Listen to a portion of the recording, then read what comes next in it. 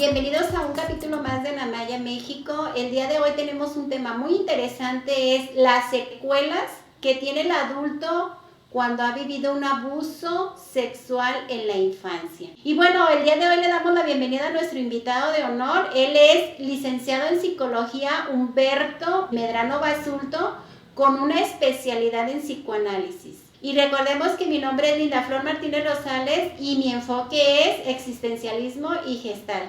Entonces, hoy vamos a tener un mismo tema visto desde dos enfoques. Tal vez lo que te vamos a compartir es desde nuestro enfoque, pero no implica que otros enfoques tengan más de mérito o más mérito. Sin embargo, siempre van a ser complementarios. Recordemos que la concepción del ser humano es totalmente holista y si tú tienes diferentes percepciones, tienes más herramientas como atender una misma problemática. Entonces, de momento te pido que te abras a las posibilidades de algún punto de vista novedoso para ti y que no necesariamente tiene que ser la panacea. Te damos una percepción y un punto de vista desde nuestro propio enfoque, desde nuestra propia especialidad, pero eso tampoco implica que el punto de vista tenga que contrarrestar un tratamiento, una secuencia que ya estés llevando con un enfoque específico. Esto nada más es un complemento. Muy bien, ¿y qué nos dices al respecto, Humberto, con estas secuelas que quedan en la vida adulta cuando la persona ha vivido un abuso sexual durante la infancia? Gracias por la invitación. Estoy formado en psicoanálisis, como bien lo comentas, pero mi alma mater es una universidad humanista donde también recibo información y sigo recibiendo actualmente un poco más holista, ¿no? Siempre holista, pero también integrativo, ¿no? Así es. No solo del psicoanálisis, sino tomo lo que creo en ese momento es adecuado, ya sea para una investigación, ya sea para la psicoterapia. Y pues sí, muchas gracias por la invitación, nuevamente te digo, y aquí estamos. Quisiera iniciar con lo que es el abuso. Abuso como tal, como concebirlo desde aquel poder que tiene el sujeto sobre otro sujeto, independientemente tenga la misma edad o menor edad. Puede ser el abuso por jerarquía, lo que sucede entre un jefe y su ayudante, lo que se da entre los padres y los hijos, lo que se da entre un adulto y un niño. Específicamente vamos a hablar sobre eso, ¿no? Cuando yo hago cosas a contra de mi voluntad, ejercido por un adulto, en este caso el abuso sexual. En el abuso sexual, como tal, a la hora de suceder el evento, este evento que no debería existir, mas sin embargo está, hay una situación en el infante donde su desarrollo cerebral no alcanza a asimilar ese daño, esa situación. Entonces, como tal, hay unas consecuencias que no se borran, son indelebles. Y esta situación de abuso sexual le va a perpetuar durante toda su vida. Okay. Vamos a hacer una aclaración para nuestros seguidores y que nos están escuchando en este momento. Hay un dato interesante, por ejemplo, en Estados Unidos, según un estudio en Harvard, hablamos que 9 de cada 10 abusos son dentro de la familia. Aquí en México son 8 de cada 10. De pronto yo escucho dentro de los comentarios temores de un factor común denominativo entre diferentes personas, el temor de dejarlo al cuidado de terceras personas y más cuando no tiene que ver con una relación o un vínculo familiar. Sin embargo, a partir de esta estadística lamentable, pudiéramos tomar conciencia que el mayor riesgo está dentro de la familia. Estadísticamente, tomando como estadísticas y datos, aquí en México es el 75%, 75-80%, como lo acabas de decir, 8 de cada 10. ¿Y dónde sucede? Del 70% supuestamente las estadísticas dice que es en casa. ¿Qué nos puedes decir a partir de esta concepción holista o psicoanalista? Porque recordemos y no nos perdamos de vista que el psicoanálisis al final son las bases para cualquier otro enfoque. Solo que cuando hay una evolución en los enfoques se da un cierre diferente. Hay unas secuelas por el resto de su vida. ¿En qué momento empiezan a aparecer? ¿Y cómo empiezan a aparecer estas secuelas? ¿Y qué secuelas son? Inmediatas. En un niño va a tener aislamiento.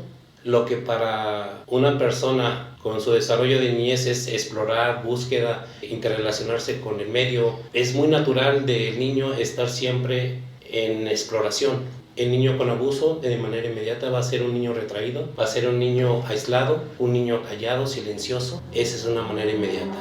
Y bueno, también le vamos a sumar otros síntomas, por ejemplo, el que si el niño tiene aproximadamente, ya había pasado la etapa de dejar el pañal, de no hacerse pipí en la cama, entonces puede tener una regresión y volverse a hacer pipí en la cama, tener terrores nocturnos, tener terror por algún integrante de la familia si el agresor está dentro de la familia, tener resistencia a acudir a una cotidianidad como es la escuela, tener terror a convivir con otras personas que él perciba como de características similares a su agresor, entre otras consecuencias. Exactamente, ese terror es el miedo constante y continuo que su cerebro no lo alcanza a asimilar, ¿no? Que podemos ver una diferencia entre un adulto que es violado sexualmente, 20, 25 años, el género que fuese, a un niño. Si una persona adulto no tiene en ese momento las herramientas para salir avante de manera inmediata, tomemos en cuenta el desarrollo del niño, ¿no? Donde apenas está en su pleno desarrollo y donde más le afecta es esa parte de estar en miedo continuo, como tú lo nombras, ¿no? Nosotros dentro de la psicología manejamos un miedo real y un miedo irreal, o un miedo de la fantasía. Este es más provocado de la fantasía, porque obviamente va a haber un peligro en cada una de las personas que generan su contexto. Por lo general, entonces, en consecuencia de esta situación que el niño vive, el niño va a manifestar resistencia a la socialización. Incluso dependiendo del nivel de agresión con el que el niño fue violentado sexualmente, el niño se va a ver incapacitado de hacer contacto visual con las personas. No solo va a generar la introversión, va a evitar el contacto visual y después también el contacto físico, es decir, se va a tender a aislar. Pero, ¿qué me dices acerca de las secuelas en el adulto mayor? Ok, yo ya viví un evento de abuso sexual en la infancia y ahora, ¿cómo detecto que esto que yo estoy viviendo puede ser producto y origen de la ya y el entonces el evento traumático que yo viví? En el adulto, las depresiones, ansiedades, trastorno de estrés postraumático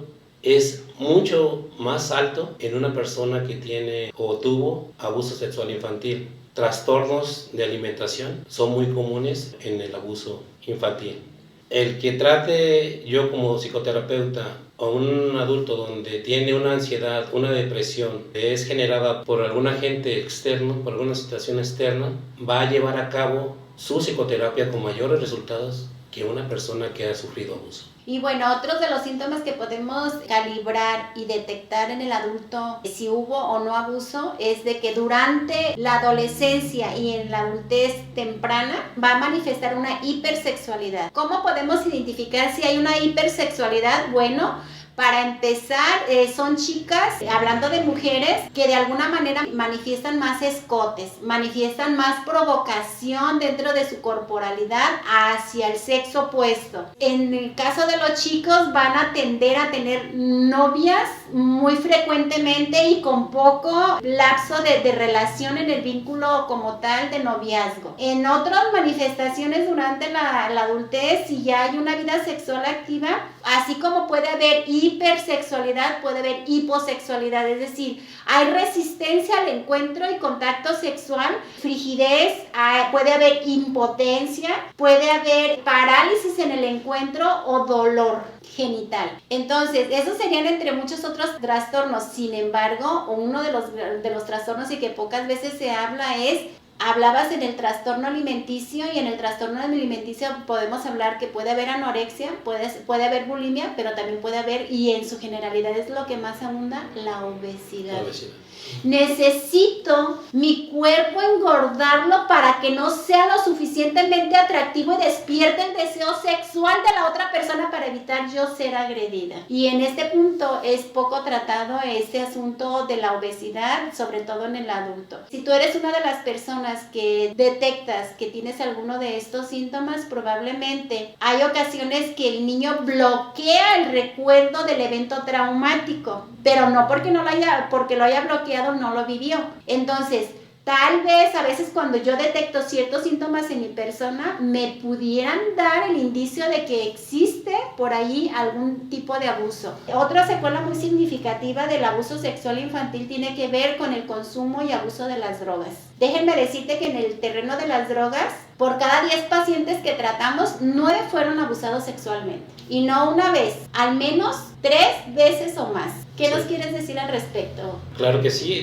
principalmente eso de la drogadicción y la hipersensorialidad y también la falta de tener contacto con el cuerpo, ¿no? Esto es originalmente porque el cerebro tiene ciertos daños en 3 lugares específicos. En el precortés, donde está el juicio, donde está la parte que yo digo, esto es correcto hacerlo aquí, aquí puedo abrazarme, aquí no, aquí puedo desnudarme, aquí no. Ahí hay un daño. Y el precortés es el último que se desarrolla en la parte cerebral de nuestro cerebro, es el último que se desarrolla. Tiene un daño al tener abuso sexual el niño.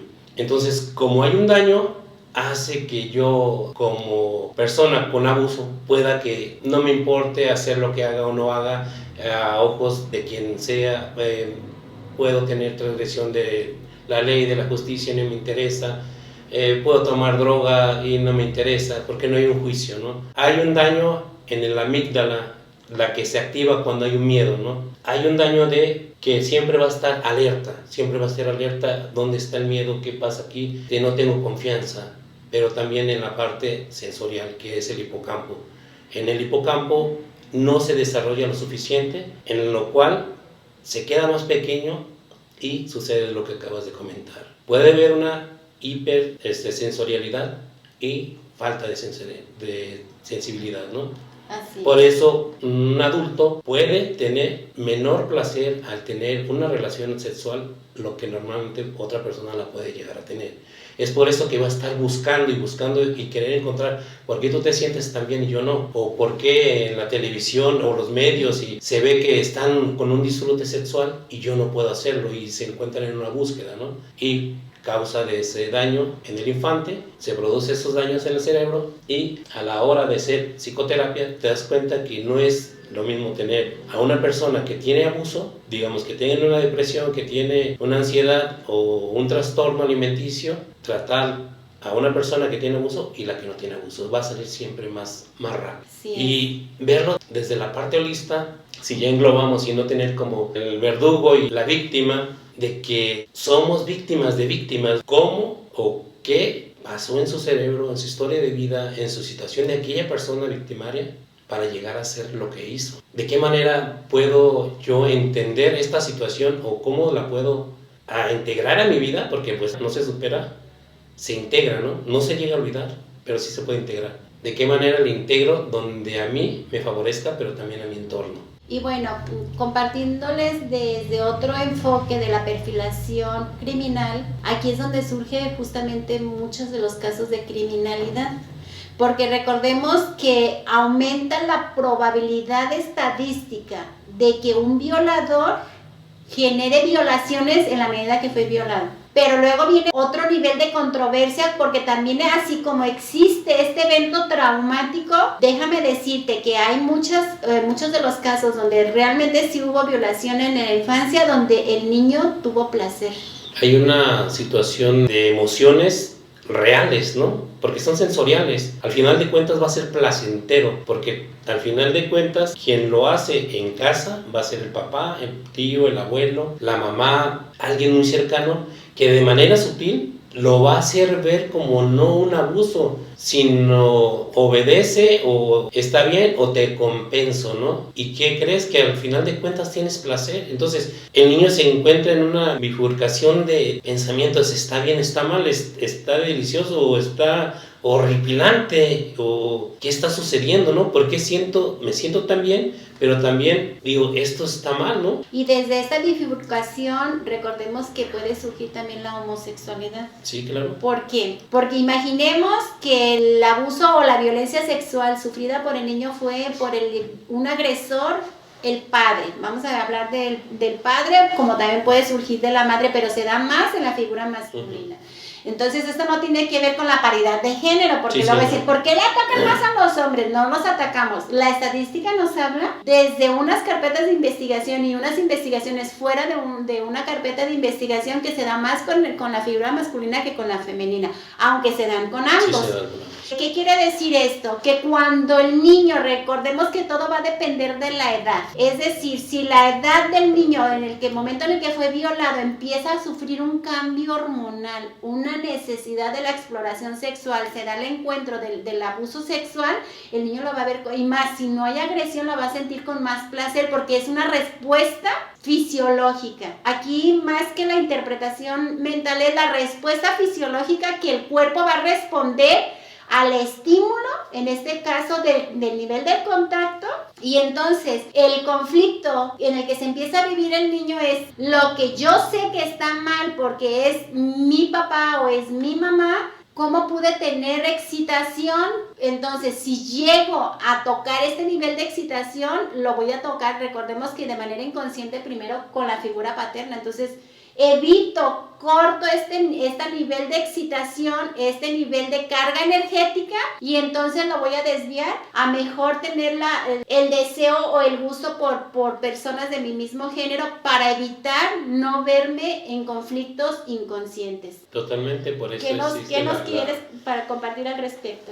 Por eso existe pues la homosexualidad desde el enfoque psicoanalista. Y aclaramos, para no meternos en broncas, desde el enfoque psicoanalista. Sí, totalmente. Porque recordemos que es multifactorial. Sí. Puede ser psicogénico, puede ser somatogénico, puede ser, no lo sabemos cuál es, pero al menos una posibilidad desde esta situación que estamos aclarando también las hay. Si yo como género masculino, fui violado por mi madre, lo que menos quiero es meterme con mi madre, ¿no? Y de manera simbólica rechazo el género femenino y ¿qué voy a buscar? Un género masculino, ¿no? Así es. Porque yo ya no quiero más meterme con mi madre. O igual, una niña que fue violada por el padre, puede ser que yo de manera simbólica no quiero más meterme yo con el padre. ¿Y qué voy a buscar? Una femenina, ¿no? Una femenina. Ajá. Fíjense, y esto es... Vamos a hablarlo desde el encuentro de contacto sexual y de incesto. Sin embargo, hay otro tipo de nivel de abuso sexual que sufre el infante que no tiene que ver con el incesto, pero sí tiene que ver con una seducción inconsciente por parte de uno de los dos progenitores. Y entonces se da este nivel de seducción en el niño o en la niña cuando entonces hay actividades hipersexuadas fuera de la normal. Y lo normalizamos, por ejemplo, el hecho de que el papá bese en la boca a la niña de 5 años, de 6 años. El hecho de que la mamá bese en la boca al niño de 5 o 6 años, de 8 años y a veces se da en niños mayores. El hecho de que yo, mamá, duermo todavía con mi hijo de 8, de 10, de 15 años, de 18 años me ha tocado casos que a los cuántos años te separaron de cuarto. ¿Cómo si yo todavía duermo con mi mamá? Ah, caray, ahí hay un nivel, fíjense, ahí todavía no ha habido incesto. Sin embargo, sí ha habido violación a la intimidad porque ese niño obviamente ya estuvo tocando varias veces la excitación y en este caso ¿con quién? Con la figura paterna o con la figura materna. Cuando nos metemos a bañar con los hijos, ahí ya es una violencia sexual porque lo estoy excitando, lo estoy seduciendo o de alguna manera no me retraigo en lo privado de cambiarme, de desnudarme, lo hago delante del niño, ya lo estoy seduciendo y ese también es otro nivel de violencia sexual que en lo sucesivo hay un enganche, hay una erotización, hay una excitación que se vive de manera inconsciente por aquel niño o aquella niña que en lo sucesivo empieza a desarrollar este estímulo afectivo y más porque se va a seguir conviviendo con mamá y con papá. Luego entonces, ¿qué hace el niño para poder cortar o la niña para poder cortar con esta excitación que se está viendo sometida constantemente?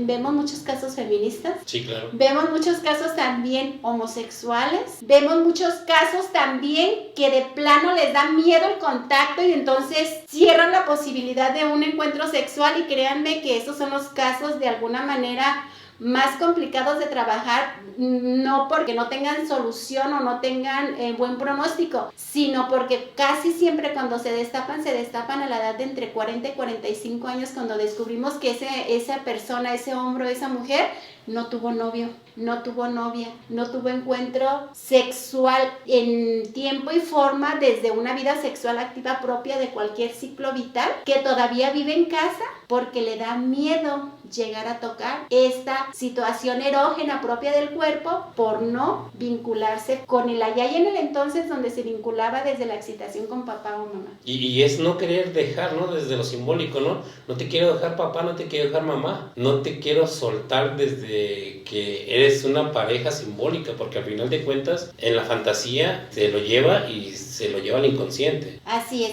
Y aquí, bueno, aquí vamos a entrar a un tema muy controversial para los seguidores que nos siguen, porque fíjate que luego viene otro tema. Por ahí hablábamos en una cápsula corta acerca de cómo a veces, sobre todo en los hombres, se da el encuentro sexual con mujeres más grandes de edad. Eso también tiene que ver, fíjense bien, uno por un lado del bullying al que se haya sometido el niño, el infante o la niña a través de su corporalidad, pero otra tiene que ver con el nivel de seducción. Primero de la mamá, porque de otra manera el niño no da cabida a la seducción con otro tipo de figura femenina. Y entonces podremos decir entre comillas que fue consensuada la relación, pero también ese es otro nivel de violación. Un nivel de violación sin agresión y no deja de ser encuentro violento.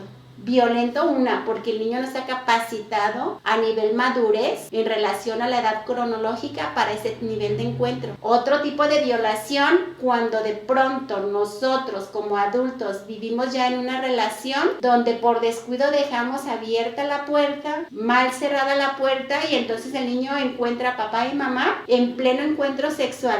La primera impresión que vive el niño es un encuentro violento, porque recordemos que el verdadero encuentro sexual es violento. Sí. Es bestial, es fuera de una norma, pues nada más por el hecho de que está en un estado alterado de la conciencia, por lo tanto es brutal, lo percibe el niño y entonces este impacto puede hacer que aunque ni siquiera haya sido tocado, aunque no haya sido seducido, ya hubo un evento traumático de la percepción de lo que es el encuentro sexual y cerrarse en lo sucesivo a la posibilidad de generar una buena relación sexual. A veces nos enfocamos a hablar de la violencia sexual solo desde el contacto, pero en fin, démonos cuenta cuántos tipos de violencia sexual hay. ¿Qué nos quieres compartir al respecto? Hablaste hace un momento cuestión de normalizar. Se normaliza situaciones y eventos muy cotidianos ahora en nuestro tiempo, ¿no? De que niños de 10 años, 9 años, niñas,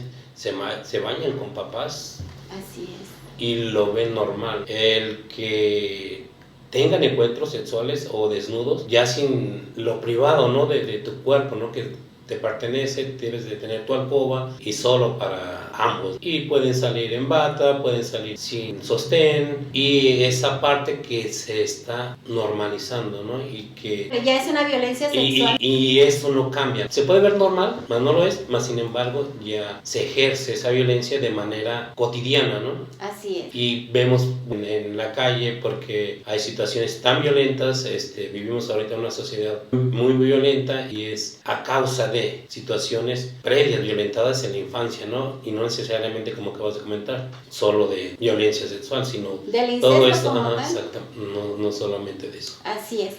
Y entonces, otro de los síntomas que pudiéramos descubrir, porque a veces las personas nos damos cuenta y nos topamos con que sí vivieron un encuentro de violencia sexual en la infancia y aparentemente pensamos que lo trabajamos, que superamos el trauma, que lo procesamos, unos porque tomaron terapia, otros porque creyeron haberlo superado por sí mismos. Sin embargo, me he topado con personas que creen haberlo superado y de manera inconsciente resulta ser que a la niñita, ahora a su propia hija de 10 añitos, ya le permite maquillarse, ya le permite usar prendas sexuales con escotes que no son propias de una niña de 10 años, le permite utilizar ciertas prendas de vestir donde está mostrando sus dotes erógenas del cuerpo, porque manejamos ciertas partes erógenas, y que de alguna manera cuando yo sin darme cuenta estoy permitiendo este nivel de hipersexualidad en la vestimenta de mi hija, es la evidencia de que no he superado del todo un posible evento traumático sexual, de encuentro sexual que haya tenido en la infancia. Y es una manera muy sutil, ¿no? Así y casi es. imperceptible. Casi imperceptible y que pasa más de lo cotidiano de lo que nos podemos imaginar. Pudiéramos decir que de cada 10 familias al menos 5 hoy día estamos y lo vivimos todos los días, ¿no? Lo podemos es. vivir, no sé, en una reunión, en la calle, te das cuenta que se fue violentado esa situación. Así es. ¿Qué hacer ante este tipo de situaciones, Humberto? Yo creo que antes que tapar al agujero, yo creo que es la prevención. Siempre va a ser la mejor. Coincido contigo. Es lo preventivo. ¿Qué medidas de prevención no les pudieras compartir a nuestros seguidores en este tipo de temas? Yo creo que la primera sería el vínculo que generarías padre y madre. En su caso puede ser papá o puede ser solo la mamá, de acuerdo con quien viva con ellos. Hasta el caso que son los tíos, porque los padres no están o fallecieron, ¿no? Quien esté a cargo de esos niños, generar ese vínculo de confianza, de que todo lo que te sucede puedas contármelo y yo qué puedo hacer, y esa personita desde pequeño se siente en confianza de contárselo. Así es, porque fíjate que tocas una fibra sensible en el aspecto de que el pronóstico de recuperación para una persona víctima de abuso sexual durante la infancia tiene que ver y va a ser directamente proporcional a qué tanto la madre le creyó o no le creyó al infante. Totalmente. Es decir, si tú eres una de las madres que no le creíste a ese infante, el niño tiene menos pronóstico de recuperación y tiene más pronóstico estadístico de generar de alguna manera la conducta más pervertida en ese tema que una persona que vivió el abuso, se confió a la mamá, tuvo la contención de mamá y la mamá lo protegió. ¿Cómo opera esto a nivel inconsciente? La confianza. Nos damos cuenta si hay verdadera confianza cuando ese evento no te lo contó a ti como papá, a ti como mamá. ¿Se lo contó a quién? Al maestro, a la vecina. Porque de manera inconsciente pues no hay ese vínculo, no hay esa confianza, ¿no? ¿Y a quién se lo va a contar? Alguien sí le dio esa atención, esa confianza. El acto va a ser y la conducta de contárselo va a ser a quien sí le generó esa confianza, ¿no? Inconscientemente se siente confiada y va a soltar, ¿no?, lo que tenga. Y bueno, para ir cerrando nuestro programa, les quisiéramos decir y hacer conciencia, si tú eres una adulta que descubres al menos 3 de los rasgos que estuvimos enumerando a lo largo de este programa y los descubres como conducta propia, probablemente haya sospecha de que tal vez viviste un evento y lo bloqueaste, o tal vez estás consciente de que sí lo viviste, creíste no prudente hablarlo, pero fíjate, eso habla de que ha habido más tiempo de represión, ha habido más daño. Por lo tanto, es buen momento siempre de hablarlo. Si no en el allá y en el entonces, porque ya ni siquiera viva la mamá o el papá, sí con la pareja, sí con la amiga, sí con el amigo, sí con el sacerdote, sí con el psicólogo. Ahora sí que tú eliges dónde necesitas y dónde necesitas el apoyo, con quién o con quien tengas más confianza de generar este vínculo. Claro que sí, yo creo que esa parte es fundamental, ¿no? Romper ese silencio de que a veces, ¿qué va a decir mi pareja? ¿Qué va a decir mi familia? ¿Qué va a decir mis vecinos de que ahí sucedió un abuso? Pero créanlo de veras, que solo romper el silencio puede romper esa cadena consecutiva de que se sigan generando y generando nuevamente más abuso, ¿no? Ese romper silencio, ya sea porque miedo a que no siga a estar con la pareja, miedo a que me sienta juzgada por la sociedad, por los vecinos, por la misma familia. Créanlo que va a ser mucho más satisfactorio de que si sucede en un caso de que tu sobrina, tu hijo, tu hija te lo comentó, rompan ese silencio, ¿no? Y acudan a quien en este caso son las autoridades, ¿no? Para que se llegue a mínimo a romper con esa persona que ya no lo siga ejecutando, ¿no? Así es. Bueno, en ese punto lamentablemente vivimos en un sistema donde la autoridad tiene poca preparación al respecto y parte de la resistencia a la denuncia tiene que ver con la revictimización y la victimización de la víctima como tal. Entonces, para no vivir estos segundos eventos traumáticos, evito tener este evento de denuncia. Esperemos que en un siguiente tiempo, pues al menos las autoridades tengan ya una mejor formación, una mejor preparación. Por el momento estamos en pañales en ese tema, pero al menos confíate a la persona con la que tengas mayor vínculo afectivo, mayor capacidad de sostén y de apoyo. Y no se te olvide que el niño, entre más en la infancia, más prematura haya vivido este evento traumático, más va a ser la repercusión en el trauma, en la secuela. Sí, totalmente. acuerdo. Porque se genera el trauma desde lo inconsciente, entonces las conductas que opere van a ser totalmente inconscientes de lo que ni siquiera alcanza a identificar como abuso. Y muy bien, pues nos despedimos con esto. Recuerda compartirnos, llegar con este tipo de temas a más personas para generar una cultura preventiva y empecemos a vivir en una cultura de paz. Totalmente. Muchas gracias por tu participación, por tu visita y sobre todo por tus grandes aportes, Humberto. El agradecimiento es mutuo.